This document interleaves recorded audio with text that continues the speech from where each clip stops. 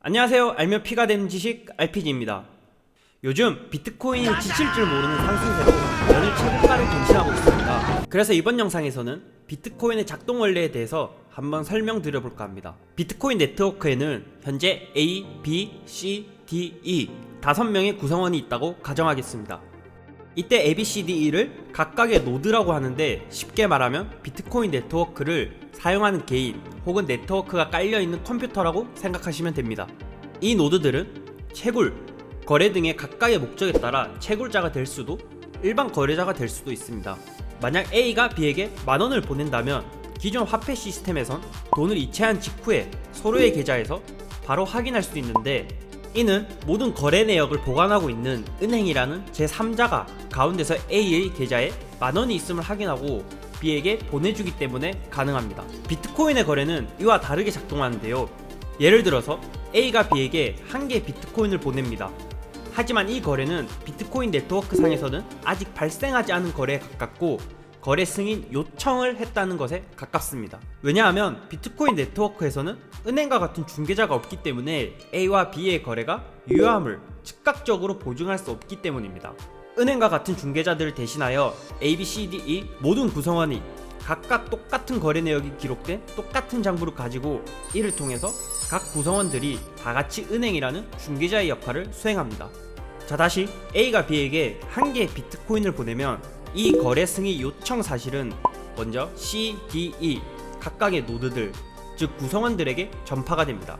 C, D, E는 A의 비트코인 지갑에 1개의 비트코인이 있는지를 각각 자신들이 가진 똑같은 내용의 장부를 보고 확인한 다음에 이상이 없다면 이 거래를 승인합니다. 만약에 거래 사실에 문제가 있으면 어떻게 될까요? 거래 사실을 전파받은 각 구성원들이 독립적으로 자신들이 가지고 있는 거래 내역을 확인해보고 이상이 있다면 이 거래를 승인하지 않습니다. 예를 들어 A가 비트코인을 가지고 있지 않은 상태에서 비트코인을 1개를 있는 척하고 B에게 1개를 보내준다고 해도 C, D, E 구성원들이 승인을 하지 않을 것이기 때문에 사기를 치지 못합니다. 자, 이제 A가 B에게 비트코인 1개를 준다는 사실이 C, D, E 각 구성원들의 독립적인 검증을 통해 거래가 승인이 되었는데, 다음 단계는 뭘까요? 그건 바로 A와 B의 거래를 공동의 장부에 기록하고 거래를 종료시키는 일입니다. 이해를 돕기 위해 장부라고 말씀드린 이것의 정체는 바로 비트코인의 핵심 기반 기술이라고 볼 수 있는 블록체인입니다. 수많은 거래 내역들이 기록되어 있는 블록들이 시간대별로 정렬된 상태로 연결되어 있기 때문에 이것을 블록체인이라고 합니다. 이 각각의 블록들은 비트코인 알고리즘상 약 10분 단위로 새롭게 생성이 되도록 설계되어 있는데, 10분 단위는 뒤에서 한 번 더 언급할 예정이니 기억해주세요. 이 설계 때문에 하나의 블록이 만들어진 이후 10분 동안 발생하는 새로운 거래들이 각각의 구성원들의 검증을 통해 새롭게 만들어질 블록에 기록할 거래들을 골라냅니다.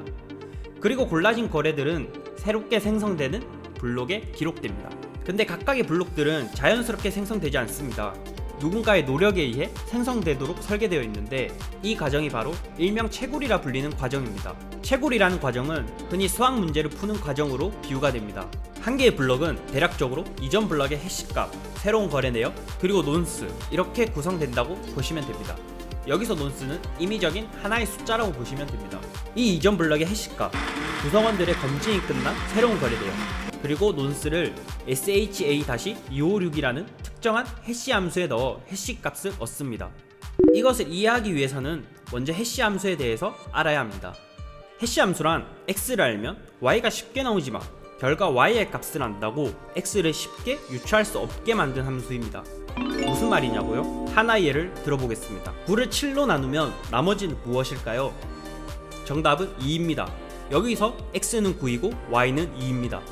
그럼 반대로 7로 나누었을 때 나머지, 즉 y가 2가 되는 양의 정수 x는 무엇일까요? 답은 9, 16, 23, 30 등등 무한히 많아 제출자가 원하는 x값을 골라내기 위해 말 그대로 단순 계산 노가다를 해야 합니다. 자, 다시 새로운 블록을 만들기 위해서는 누군가의 노력이 필요하다고 말씀드렸죠. 바로 비트코인은 이러한 해시값 y를 알려주고 모든 구성원들이 임의의 숫자 논스를, 즉 해시 함수의 x 중 하나를 단순 계산 방식으로 찾게 합니다.